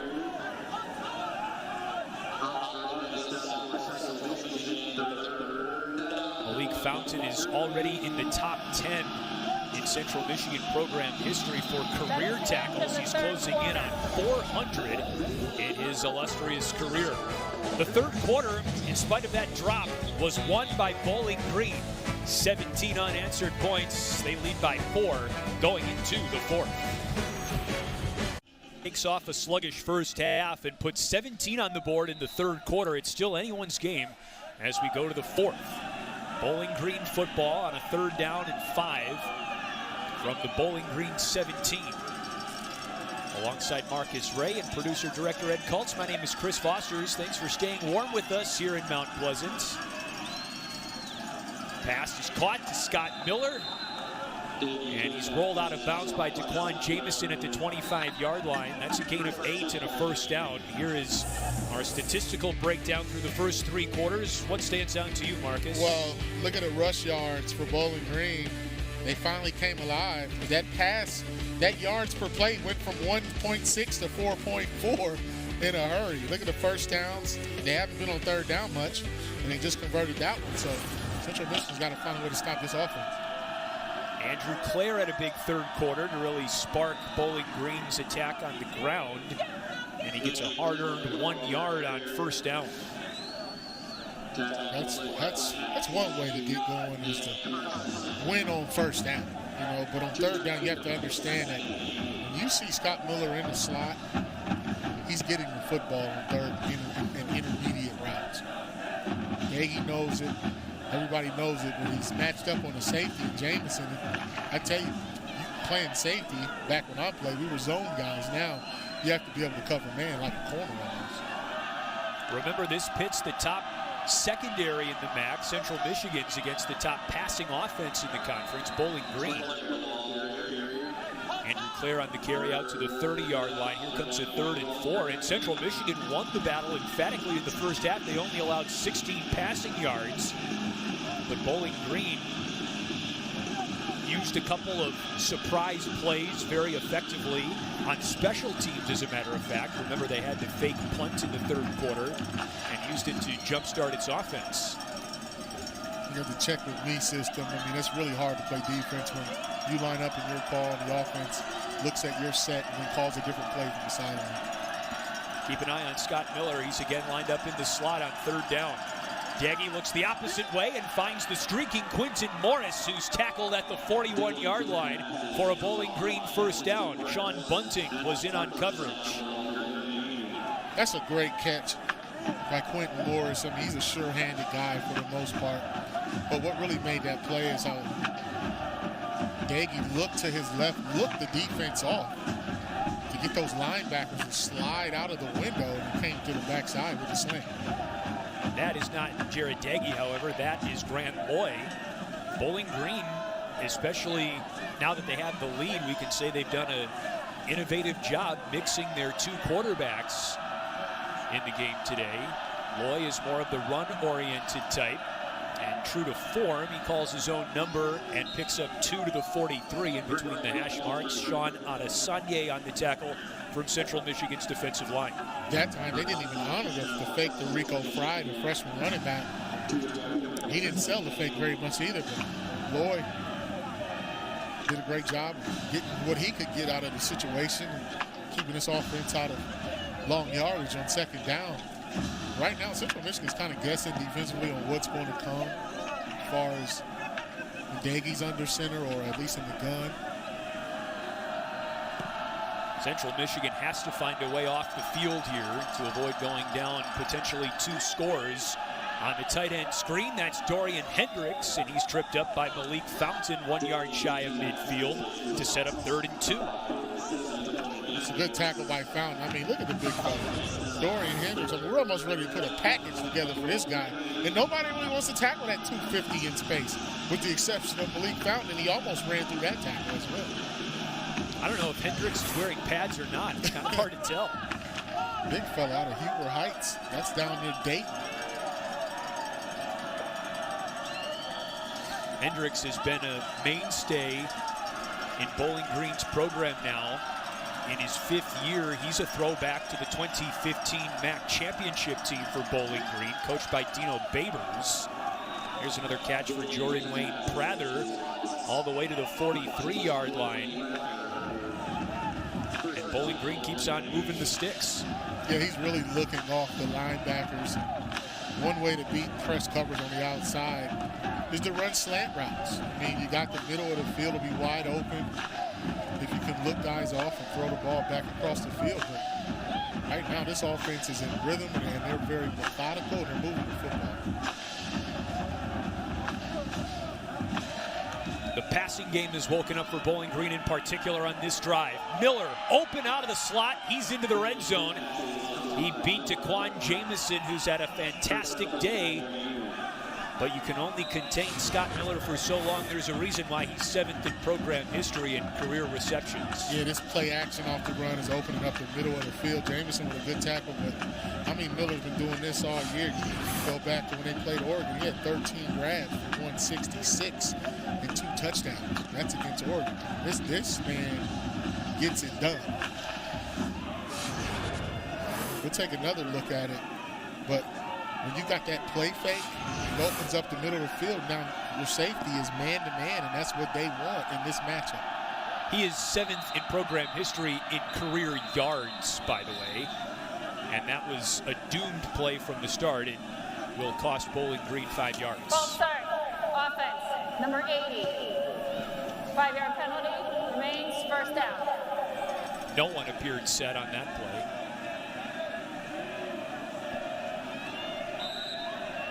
Actually, wonder if the play clock was running down. They could have communicated. You don't want to make all this progress on this drive and then start to have the mental errors once you get near the red zone. Daggy lines up as a wide receiver, bottom of your screen. Grant Lloyd takes the snap. And with a nifty cut, he gets back +1 to the original line of scrimmage. They mark him down at the 17. And that technique he's using, that quarterback that Lloyd's using, it's called a ride technique, where you ride the running back as long as you can. Stick the ball in there, and then you read the second level guys, the linebackers, and if they flow, you pull it. But as a defender, you have to honor that. And Coach Pelini knows that as a coordinator, game planning for that exact play. Well, and for the offense, that's easier said than done, too. We've seen that ride the running back botched a couple of times this season. As Rico Fry carries close to the 10 and gives Trevor Apsey a piggyback ride. And to Bowling Green's credit, they've been the more physical team in this second half. From the start of the third quarter until midway now through the fourth, and they're in scoring position, and this isn't good for Central Michigan. I mean, if they can hold them to a field goal, then I think they still have a chance. But if you give them a touchdown here, now you're going to have to get some points quickly. Big 3rd and 4 in the red zone for Bowling Green. They've scored 17 unanswered points. Fry with a burst, brought down very close to the sticks. I'll tell you what, Chris, I was watching Scott Miller on this play. Now, that was a run play, right? He ran his route as if he was getting the football. And that's something you don't see a lot of receivers do. 4th and goal, quarterback sneak. Boy, this is going to be close.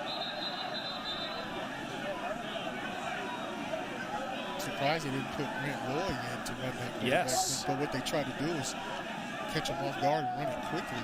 Before Central Michigan got set, we're going to see. They have to measure this one.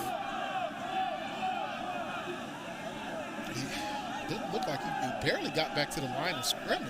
Official timeout for a measurement. You've got what could very well be the call of the game here. Right now, the ball is spotted in between the 8 and the 9-yard line. If Bowling Green is short, it is Central Michigan football. Ooh. Oh. They are short by that much. And Central Michigan Short from the line of game. First down, Central Michigan. is still very much alive. Oh, Bowling Green missed an opportunity there. I don't even think they had to rush. You're in control. If you're going to go for it, go ahead and bring in your big quarterback, Lloyd, and let him stretch out with his 6'5". But nevertheless, Chippewa still alive. 7.5 to go with a big stop with their backs to the wall deep in their own territory. Central Michigan's defense has kept them in just about every game they've played this year. And that theme is held true today on Senior Day. You can see the snow that was shoveled off the field that fell earlier in the week and even during the day today. Another botched running back screen pass thrown by Austin Hergot. He was looking for Romello Ross, and the timing just has not been there today. Well, watch Harper coming off that left edge. He's in the way. So The ruling on the field is a backward pass. yes, we got a lateral. That's a loss of yards, loss of 5 yards. I think 6.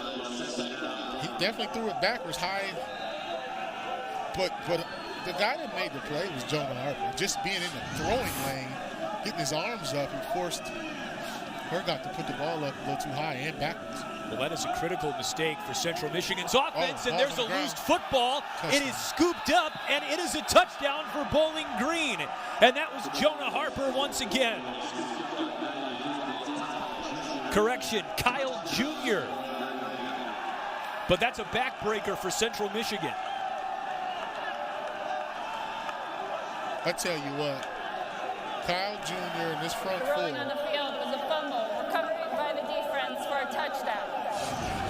You'll see it right here. Ball comes out. Looks like Carl Brooks, 17. The freshman right here. Watch 17. Somehow gets his right hand on the football, knocks it loose, and Johnny on the spot, Mr. Kyle Jr. with the scoop and scored it. But that big fella Jr.'s been wreaking havoc all day quietly up front. Needham splits the uprights, and it is 24-13 Bowling Green over Central Michigan. Jubilation on Bowling Green's sideline, and some stunned faces across the way in Mount Pleasant.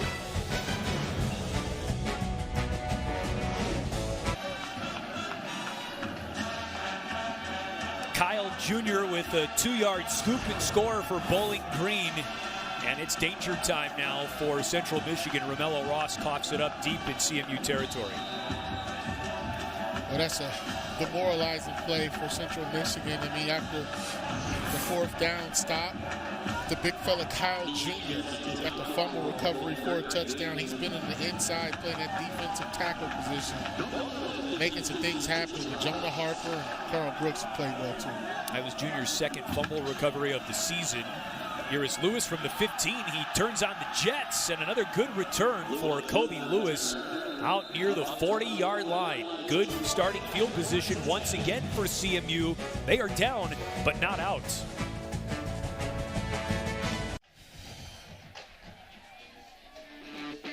Carl Pelini is 0-2 as the interim head coach for Bowling Green, but he is 6 minutes and 46 seconds away from getting his first win as Bowling Green's head coach. They like him down in Ohio, no question about that. And if he can show some signs of turning this program around, there's no reason to think why he wouldn't be strongly considered to be the full-time head coach. Remove the interim tag going into next season. Yeah, and at halftime, I don't know if we would have been saying the same thing, Chris, but after watching that 3rd quarter, it takes me back to the book Trinity we featured earlier, the lessons that this team is learning. Because it was a very adverse situation. They stayed together and stayed tight, regardless of how this game plays out. I mean, he's shown his leadership, especially when they were down on the road, cold, couldn't throw the ball across the street. Now look, they're up 11 points with 6 minutes left. 2nd and 5 for CMU. Remember, this is the 2nd head coaching stint for Carl Pelini. He spent 2 years at the helm of Florida Atlantic, as that pass was intended for Tony Poljan, his first target of the game. And here comes 3rd and 5. Other than the big pass that we saw to end the half, this Bowling Green defense really has played some solid football. And when you don't give up big plays and you stop the run, good things happen. Coach Bonamigo's looking on, and he's been in this situation a few times this season where guys have had to make a drive and try to get it done late in the game. Only 84 yards passing for Hergot today. He needs one here, and he gets his signals crossed with Julian Hicks. And that brings up 4th down and 5. See, Coach Pelini brought that double safety blitz. And I think Herb got rid of the ball, maybe a little prematurely, but if you're a wide receiver with Julian Hicks and you get press coverage and you recognize double safety blitz, you have to take that route vertical. And that's what Herb was expecting him to do. Big fourth down here, Chris. It sure is.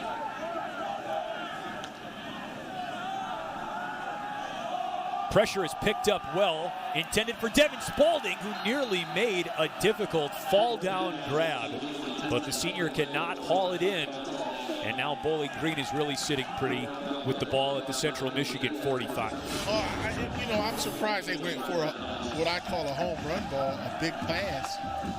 He actually almost caught it. That's good defense on the back end, but you only needed 5 yards. And I'm sure that they have something in an offense versus man coverage you can run to pick up 5 yards. Maybe not on the outside, just press coverage, something on the inside.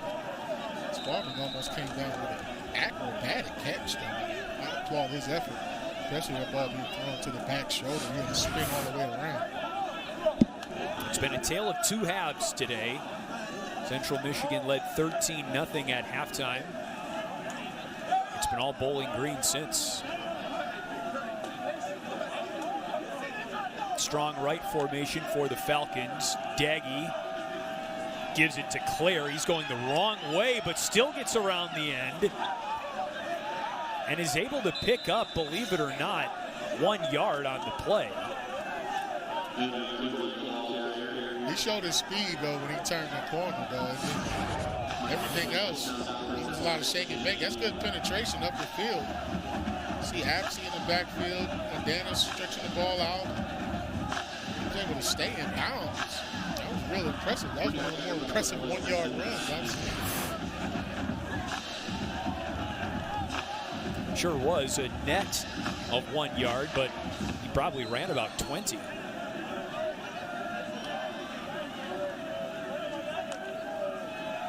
Bowling Green tries to bleed some clock right back to Claire, and this time he's met at the line of scrimmage by Mitch Stanizek, a captain, another senior out of Grand Rapids West Catholic High School. And interestingly enough, Marcus, Stanizek has been named a semifinalist for the William V. Campbell Award, which is considered the academic Heisman. Stanizek is an outstanding student. He's already graduated with a double major and is pursuing his master's in business administration. He wrapped up Andrew Clare there. Yeah, his double major is logistics and marketing. I don't think I could have did that. Couldn't have single majored in one of those. Thank you. Here's a 3rd and 9, right back to Clare. Oh, he spins free twice and picks up a Bowling Green first down to the 34. See, you can't coach that. You cannot teach that. You can simulate it and do little things over the bags and have a guy come up. But this is just natural shake and bake. See Big Hendricks leading the way with a block here. Seals his block right there. Malik Fountain missed the tackle. He ducked his head. All he had to do was stay up, and he normally makes that play. But the double spin move, Coach Pelini likes that. He's fired up. He is fired up. When you see a guy make a double spin move and get 9 yards. Maybe as close to a smile as you'll ever see from Carl Pelini in game on the sidelines. Here's Rico Fry on the carry. And he's met and dropped at the line of scrimmage by a lot of maroon and gold. Malik Fountain wrapped up that time for Central Michigan, along with Mike Dana on the defensive end. Timeout, Central Michigan. And now it's time for timeout of the half. Central Michigan to begin stopping the clock.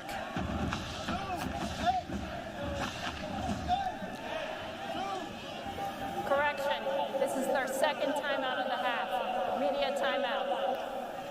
That's our cue. 24-13 Bowling Green. Central Michigan is on the ropes on senior. Bowling Green's top wide receiver, Scott Miller, ready to keep this drive going for Bowling Green. He's had an outstanding career and a pretty darn good day today as well. Yeah, you see him right there. You saw the snow. He made a catch. He really came alive. 7 catches for 73 yards. Shaking and baking, making things happen. He matched up on Jamison and the safety all day long. They even missed a couple passes that could have been a touchdown, so he's had a productive day, too. There he goes in motion. He's got the jet sweep, follows his block by Dorian Hendricks, and picks up a modest 4 yards to the 30. This is saving tackle by Crawford. Yes, and this is just how good Scott Miller has been all career long for Bowling Green. Right there at number 7 all-time in receiving yards. And still with time in this game, as a matter of fact, to slip past Roger Lewis for 6th all-time. I figure a couple of other spots are within striking distance, as Bowling Green still has 2 games left this season after today. Yeah, he's going to climb up that list, but he's definitely had a great career. Just think he had a true freshman quarterback a year ago. Grant Loy is bottled up right at the line of scrimmage by Malik Fountain, his 13th tackle of the day. Timeout, Central Michigan. This is their last timeout of the half. Central Michigan stops the clock, and well, what do you think Bowling Green does here? The ball is at the 30-yard line. This would be a pretty long kick for Nate Needham, whose long this season is 43. This would be about 47. Well, I don't think you go for a field goal if you're Bowling Green.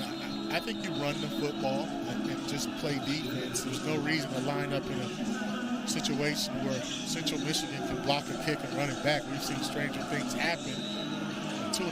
Just under 3 minutes to go. You want to be smart, but they are going to kick it, looks like. That is shocking right there. Remember, Bowling Green had just 51 total yards at halftime. Central Michigan had right around 140, and it's been a complete role reversal in the second half. Yeah, Bowling Green's had the ball for most of this second half, too. It's really hard to score points if you're not out there. They do bring out Nate Needham for a field goal try, and it's a fake. That is Naranjo, the punter, on the run. He's still on his feet. He broke a tackle. He got it. Bowling Green sideline certainly thinks so. And if that's not the nail in the coffin, I don't know what is. Special teams again wins the day for Bowling Green. Well, we'll take a look. I mean, I really didn't think that they were going to. Official timeout for measurement. Kicking a field goal just didn't seem like the thing to do. But they lined up and showed it and faked it. Makes a move right there. How about the hesitation? And they're not afraid to take on a defender on the back end. Take a look at the athleticism. Oh. That missed tackle is not a good look. Yeah, that's Jameson that missed it on the hesitation, and then Fountain made contact with him right at the spot. So it looks like they're going to measure it. The runner was short of the line of game. Well, they carried Matt Naranjo up on the sidelines like he was a Super Bowl winning coach, but he did not pick up the first down. But still something for Naranjo's demo reel. Pretty good run there. Definitely. And you know, what a gutsy call by Coach Pelini. I mean, that would have been a 52-yard field goal or whatever it is, and 47-yarder. But at the same time, you don't want to kick the field goal and give Central a chance to block it and possibly run it back. And you're already up 11. Why try to go up 14? They still need 2 scores to even make this thing interesting. Well, you saw the smile on Carl Pelini's face vanish pretty quickly. He was not happy with the spot. Right there, it looked like he got across that line to the 24-yard line. But it's Central Michigan football. Now they almost have to go to the air. There's Julian Hicks, who caught the 30-yard touchdown pass late in the first half, and he picks up 10 on first down to the 35. Julian Hicks is a guy's name. You know, he had that big touchdown grab in the first half, but he really, I think, could have made a bigger difference in this second half for this offense if they would have had the football. Chains are still moving as Hergott lobs one out of bounds. And the closest player was wearing whites for Bowling Green. That was Clint Stevens.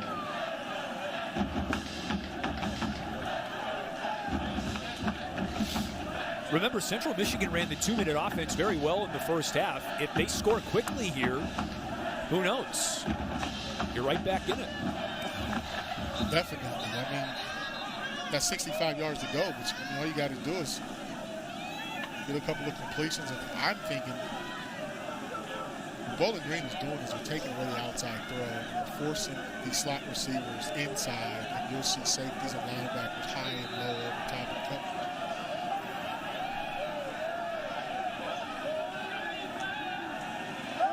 Four-man rush. Hergot over the middle, and it's intercepted.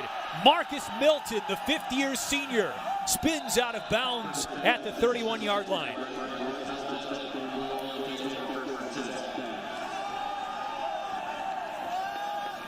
I think that'll do it, Chris.